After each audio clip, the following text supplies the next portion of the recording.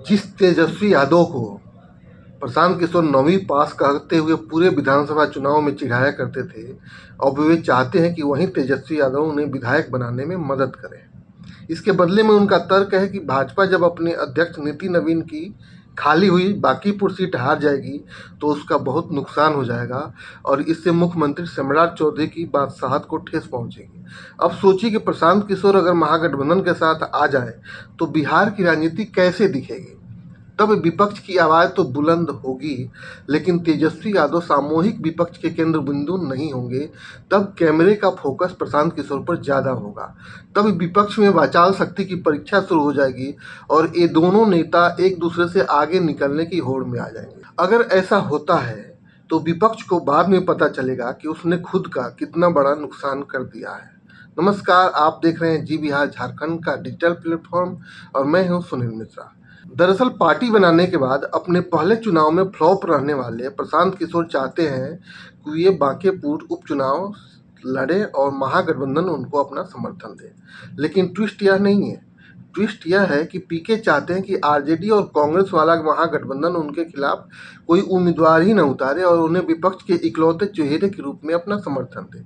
अब पहला सवाल है कि जो पीके कुछ समय पहले तक तेजस्वी यादव के खिलाफ राघोपुर से ताल ठोकने की बात कर रहे थे, क्या लालू परिवार उन्हें वॉकओवर देगा या फिर पीके का कोई नया चक्रव्यूह है। आज की रिपोर्ट में हम इस पूरे इनसाइड गेम को डिकोड करेंगे।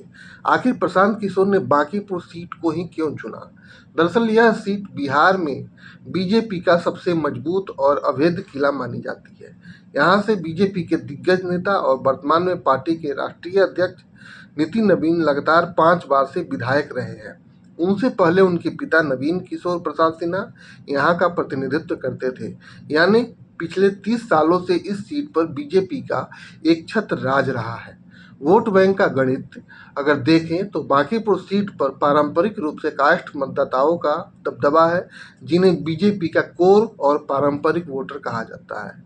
ऐसे में बीजेपी के इस घर को हिलाना किसी भी पार्टी के लिए लोहे के चने चबाने जैसा है। पीके का मानना है कि अगर पूरा विपक्ष एक हो जाए तभी यहाँ बीजेपी को टक्कर दी जा सकती है। पीके की यह मांग सुनने में जितनी रणनीतिक लगती है, जमीन पर उतनी ही नामुमकिन नजर आती है। इसकी सबसे बड़ी वजह यह है कि पीके और लालू परिवार के बीच की तीखी करवाहट कितनी बड़ी है। जन सुराज अभियान के दौरान प्रशांत किशोर ने सबसे ज्यादा हमला लालू प्रसाद यादव, राबड़ी देवी और तेजस्वी यादव के शासनकाल पे किया था। उन्होंने खुलेआम तेजस्वी के पढ़ाई से लेकर उनकी राजनीतिक समझ पर तंज कसे थे। हद तो तब हो गई जब पीके ने यह तक ऐलान कर दिया था कि वे तेजस्वी यादव के खिलाफ उनकी अपनी पारंपरिक सीट राघोपुर से जन सुराज का मजबूत उम्मीदवार उतारेंगे या उन स्वयं घेरेंगे। अब आप ही सोचिए, जिस नेता ने आपके घर में घुसकर आपको हराने की कसम खाई हो, उसके लिए तेजस्वी यादव बांकीपुर की सीट क्यों छोड़ेंगे। राजद के अंदरूनी सूत्रों की माने तो राष्ट्रीय जनता दल प्रशांत किशोर को किसी भी कीमत पर समर्थन देने के मूड में नहीं है।